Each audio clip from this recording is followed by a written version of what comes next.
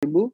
Selanjutnya kita akan mendengarkan paparan materi dengan tema keberlangsungan usaha untuk meningkatkan kinerja UMKM. Kepada narasumber kami berikan waktu kurang lebih 5 menit untuk pemaparan materinya. Untuk pemateri pertama, saya persilakan kepada Dr. Janfri Sihite dengan tema strategi branding UMKM pasca pandemi COVID-19. Kepada Dr. Janfri Sihite, dipersilakan. Ya, terima kasih Bapak Moderator.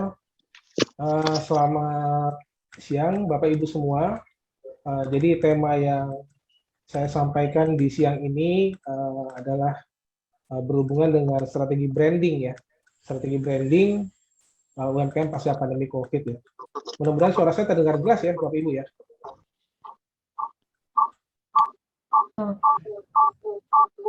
Ya. Jadi boleh slide selanjutnya Mas Ari.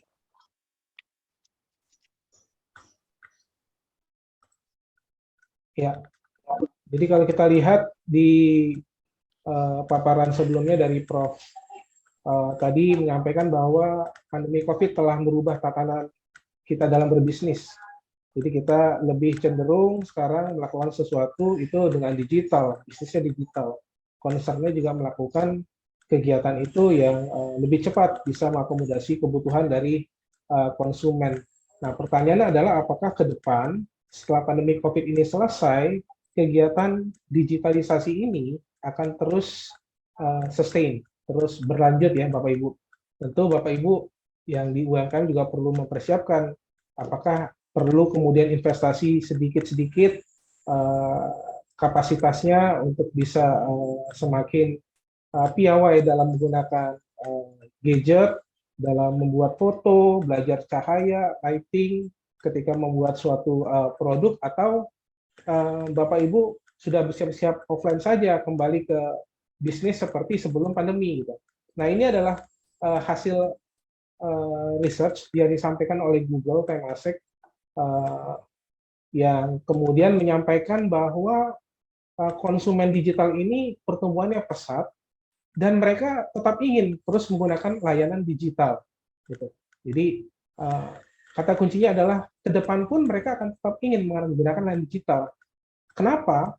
Alasannya konsumen untuk terus menggunakan layanan digital adalah yang pertama, karena layanan digital ini membuat aktivitas sehari-hari mereka lebih mudah dan praktis.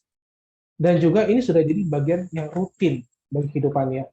Kita semua mungkin sudah pernah mengalami masa ketika kita tidak menggunakan layanan atau transisi dari layanan Gojek tradisional ke Gojek yang online. Dan kemudian itu memberikan manfaat buat kita. Gitu. Walaupun waktu itu awalnya kita diberikan insentif, ada promo-promo.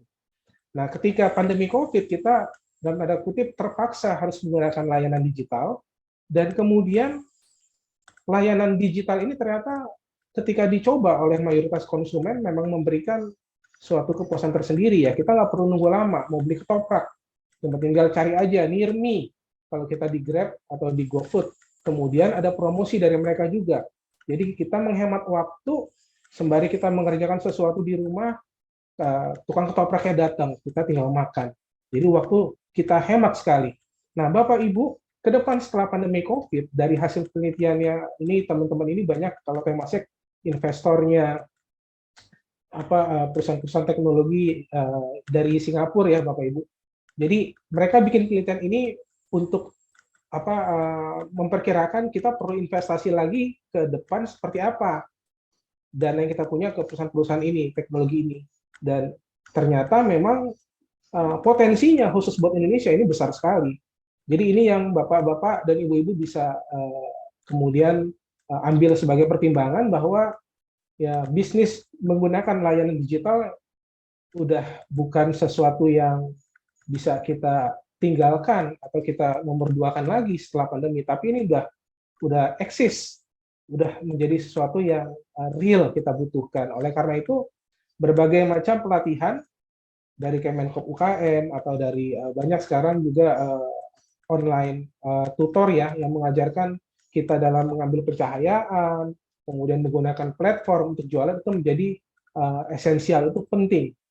Jadi tingkatkan kemampuan Bapak Ibu supaya bisa kemudian mengoptimalkan layanan digital ini untuk pengembangan bisnis Bapak Ibu sekalian gitu. Ini bisa kita lihat ada beberapa bisnis ya, seperti kecantikan, e-commerce, kemudian layanan makanan, semuanya rata-rata menyampaikan bahwa ini sudah jadi bagian sehari-hari menggunakan layanan digital. Jadi terlepas dari Bapak Ibu bisnisnya apa, overall secara keseluruhan memang konsumen yakin dan mempunyai preferensi untuk tetap menggunakan layanan digital setelah pandemi COVID. Boleh next slide, Mas Ari? Ya, boleh di ini ya, apa namanya, di maximize ya. Ya, kemudian kalau dilihat dari perspektif jumlah pertumbuhan ya luar biasa Bapak Ibu. Jadi Bapak Ibu yang sekarang mungkin menggunakan layanan online atau digital karena kemarin COVID sehingga harus mau tidak mau menggunakan layanan digital dalam memenuhi kebutuhan konsumen, ya ini datanya menunjukkan bahwa memang pertumbuhan ini artinya pertambahan jumlah penjualannya ya itu berkembang sangat pesat gitu. Kenapa? Karena ya tadi seperti yang di awal konsumen udah semakin ya terpuaskan dengan layanan digital.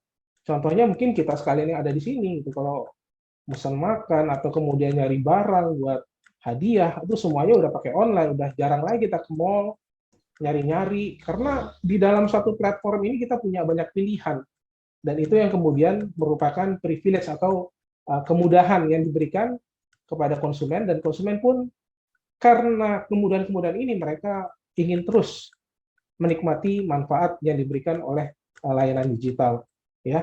Jadi dari hasil ini juga sama mendukung data bahwa kedepannya juga kita akan terus menggunakan layanan digital. Boleh yang slide yang terakhir, Mas Hari? Slide yang terakhir. Halo? Oke. Sebagai penutup, Bapak Ibu, konsumen tidak hanya beradaptasi dengan layanan digital, tapi mereka sudah menjadikan layanan digital bagian hidupnya.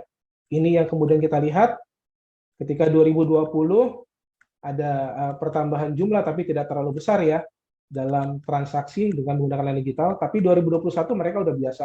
Jadi Bapak Ibu yang sebelumnya generasi baby boomer mungkin generasi bapak saya ya mungkin agak cenderung tidak terlalu apa namanya tidak menggunakan layanan digital, tapi setelah masa pandemi COVID ini mereka sudah terbiasa dan semakin sudah terbiasa sudah melakukan berbagai kegiatan itu juga dengan layanan digital.